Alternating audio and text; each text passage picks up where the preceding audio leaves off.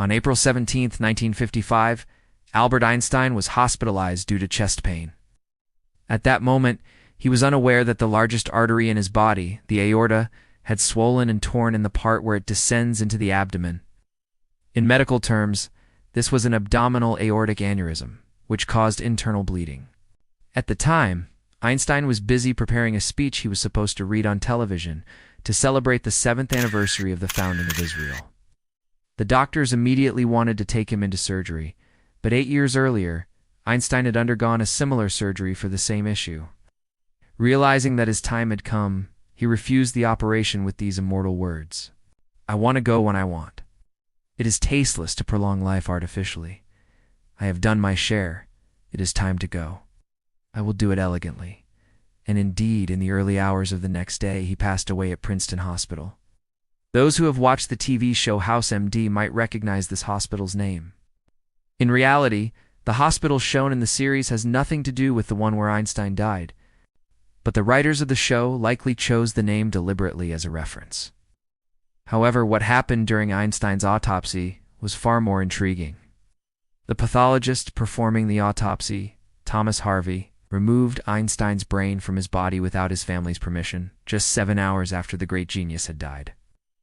Harvey then injected it with a 10% formalin solution to preserve it.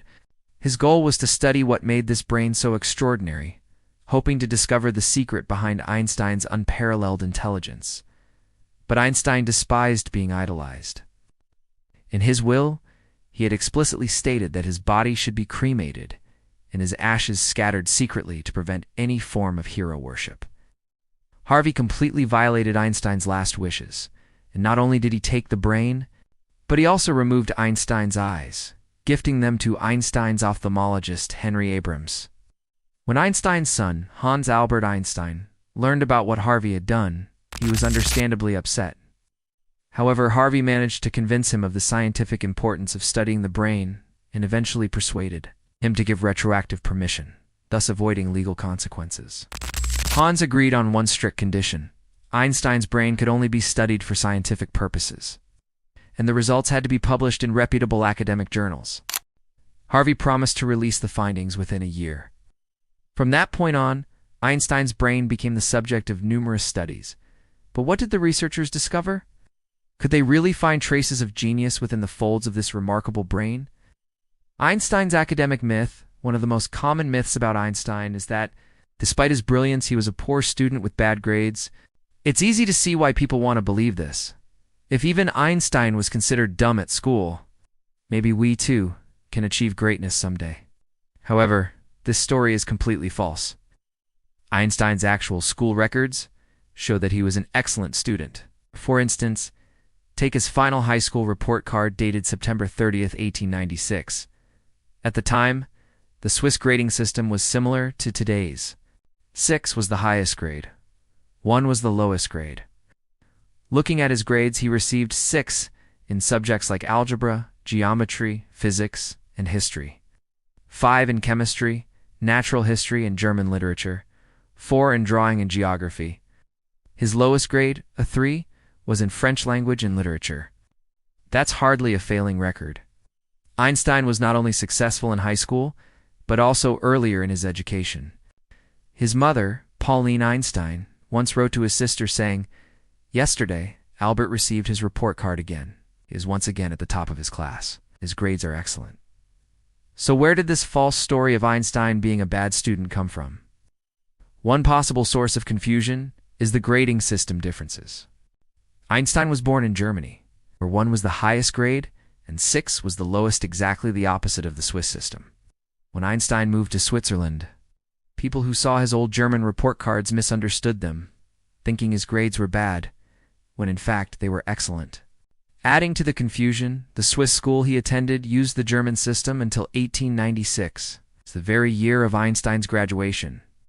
So some of his grades were interpreted incorrectly simply because the grading scale had changed. In reality, Einstein was a strong student, though like any child, he occasionally clashed with his teachers.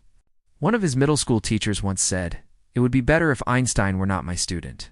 But this was in T because Einstein was lazy. It was because he often sat in the back row, smiling or laughing at lessons he found uninteresting, which his teacher saw as disrespectful. Einstein's success. Einstein's success was in T, a miracle story of a failing student turning into a genius. He was always curious, hardworking, and talented. The brain that fascinated the world. Returning to the autopsy story, after removing the brain, Harvey took dozens of photographs and then cut it into 240 small blocks, each roughly 10 cubic centimeters. These samples were mounted on microscope slides for detailed study. However, there was a major problem. Neither Harvey nor his mentor Harry Zimmerman were trained neuroscientists. They were both pathologists, skilled at diagnosing things like injuries or tumors, but not at understanding the deep mysteries of brain function. As a result, Harvey couldn't make sense of what he was seeing. He had promised Hans Albert that he would publish findings within a year, but he simply had nothing to publish. The hospital leadership wasn't pleased. Even though Harvey eventually received retroactive permission, the chief medical officer considered his initial act a serious ethical breach. Harvey was forced to resign just days after the autopsy. He then left New Jersey and moved to the Midwest, taking Einstein's brain with him in 2 jars of formalin. For the next 30 years, Harvey struggled to find any scientist willing to study it. He even tried to give the brain to Einstein's granddaughter in California, but she refused to accept it. Einstein's brain became almost like a cursed artifact, moving across the country with Harvey. Finally, after 40 years, Harvey returned the remaining brain tissue to the hospital. Only then did researchers begin to study it seriously. The first major study of Einstein's brain was published 44 years after his death. Here's what researchers discovered. Einstein's brain was actually smaller than average. The average brain weight for a man his age and build is about 1,400 grams. Einstein's brain weighed 1,230 grams. This shows that bigger doesn't always mean better. Sometimes a smaller brain with tighter, more efficient neural connections can process information more effectively. Unique folds and structures in the frontal cortex. Einstein had an extra fold not seen in most people. This region is associated with nonverbal mathematical reasoning, the omega sign, evidence of music. In another area, researchers found a very prominent fold known as the omega sign, shaped like the Greek letter omega. This region controls fine motor movements of the fingers. Studies show that people who start playing violin or similar instruments between ages 6 and 14 develop this fold. Indeed, Einstein began playing the violin at age 6, guided by his pianist mother, and he continued playing passionately throughout his life.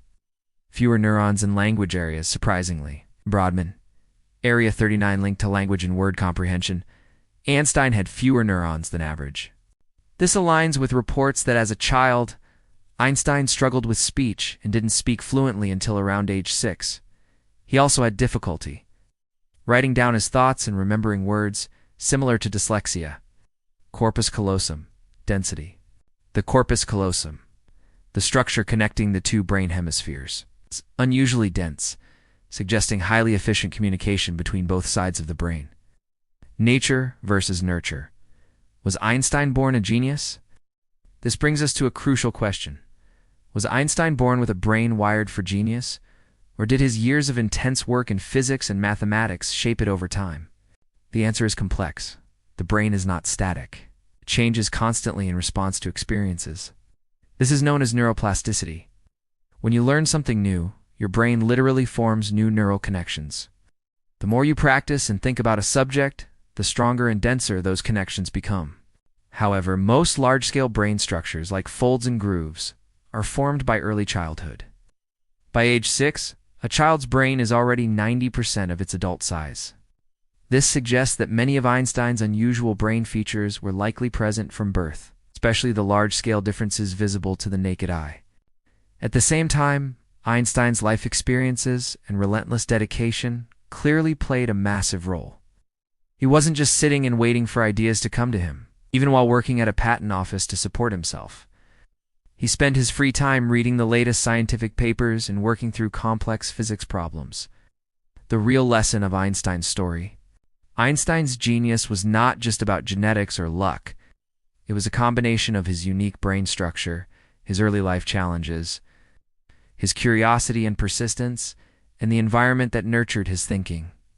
Even if you weren't born with Einstein's exact brain, there are still things you can control, like continuous learning, practicing deep focus, and putting yourself in environments where success is more likely. So next time you sit down to learn something new, imagine your brain physically changing and growing with every new connection you form. This mindset not only makes learning more exciting, but also empowers you to keep improving. Einstein's story shows us that genius isn't magic. It's a dynamic interplay of biology, effort, and environment, a reminder that, with the right approach, we can all push the boundaries of our own potential.